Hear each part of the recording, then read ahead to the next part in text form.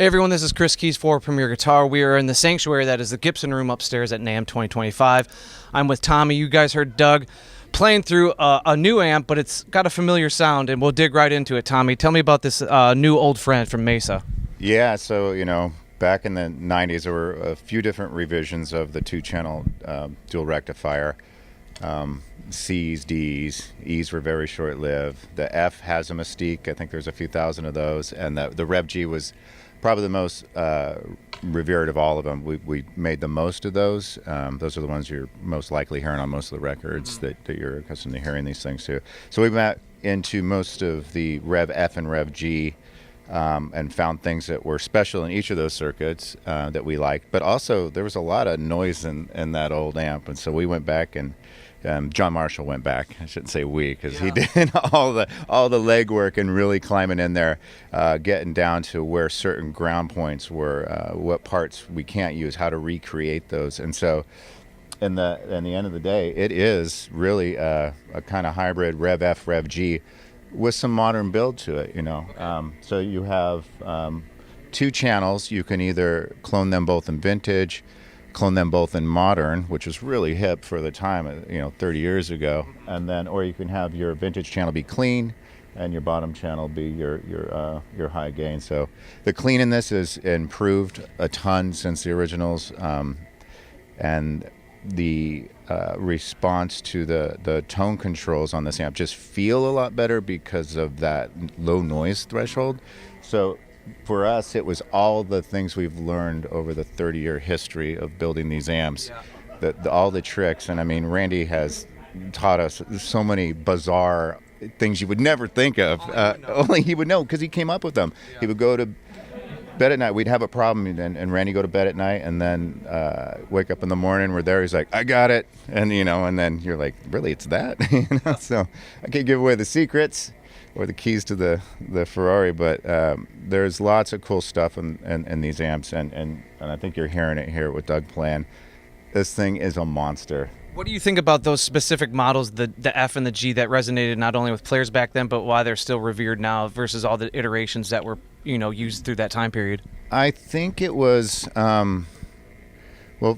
getting back to the simplicity of two channels and getting away from separating everything. So everything's real close in the circuit. You're not, isolating the preamp too much from clean to vintage. So it's all very tidy. And then there's just something about, and I know we've probably said over the years, like, there's no difference in between the three channels, and maybe there's not a ton, but there is a difference. There's something special about that particular layout, the way those parts fell in the circuit, where it may be a happy accident. I don't know, like it really just came about that these things sound better. Not that the three channels sound bad at all by any means, but this is just a kind of a tighter, more crushing percussive. I mean, you feel it right when you play this thing. This is actually the first time I played the two-channel Dual Rectifier, and the response is so fast. It just sounds massive, Now, Tommy, could you talk to maybe any specific modern appointments? Because since this came out in the 90s and, where we're at with Mesa now, you have the cab clone stuff. Is there anything like that when it comes to modern appointments on these, or no? No, we tried to keep it as traditional as possible, because you're trying to recreate that sound. And anytime you put anything put anything in the signal path, now you're risking it not sounding like the original. So you really want to stay true to the circuit. What we did was, the only thing different from the G that we did here was we went back and put a series effects loop in like the original Fs had, and then it went to a parallel, and we improved how that effects loop works over that whole time pattern. So it's got the series, the modern series loop that we use in our amps, and then no, it's straight up just the same thing and laid out the same way. As much as possible, but the PC board layout is different. We used to do the hand-wired tube sockets in the original Rectos, lots of flying leads. I mean, just all over the place, and so that's all cleaned up in a nice, clean board layout. And the tube sockets are on PCB just to make assembly easier, and honestly, it's just less worrisome for things to go wrong when we have it all laid out on the board. And then for people that might not know the actual tube complement back from the 90s iterations of the G and the F, where are we at with tubes and stuff? We are using JJs in this.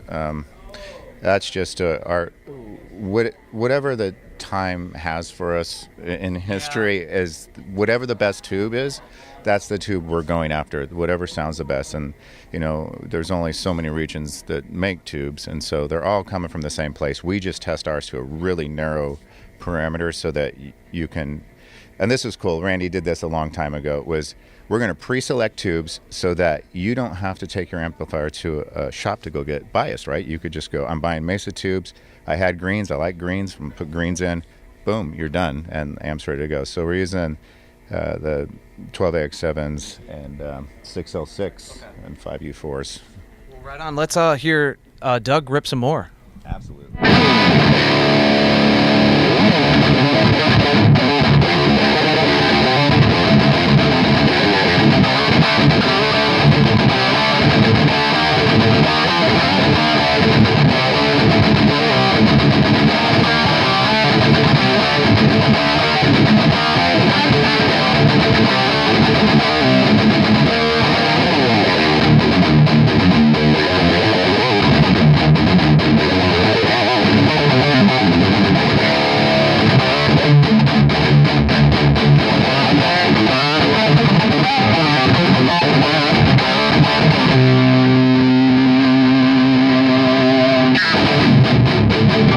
Low end is so cool.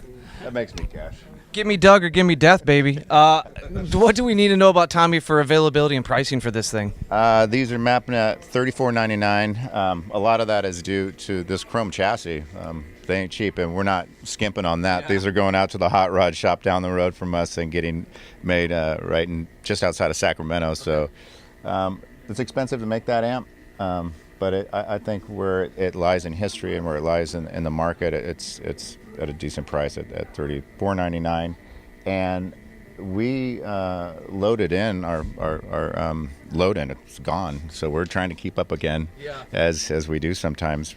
We're just a small shop, a little humble old Petaluma, California. We haven't gone anywhere. We're all there doing it, all the same guys. I started making these things back in the late 90s. I'm still there doing it today. My son's there building. He built this 90s Oh, that's rec. rad. So, yeah, we got generations of recto builders in Petaluma. And I was telling, I think, Doug earlier, that the gal that wired this amp was the same gal, KO, in the wiring section that wired all the first original rectos. She's still there at 33 years. That's so awesome. A lot of the employees there are still 20 plus years, you know, so we got a lot of good amp builders still in Petaluma. Hell yeah. Well, thank you, Tommy and Doug, for hanging out with us. It sounded like a great amp.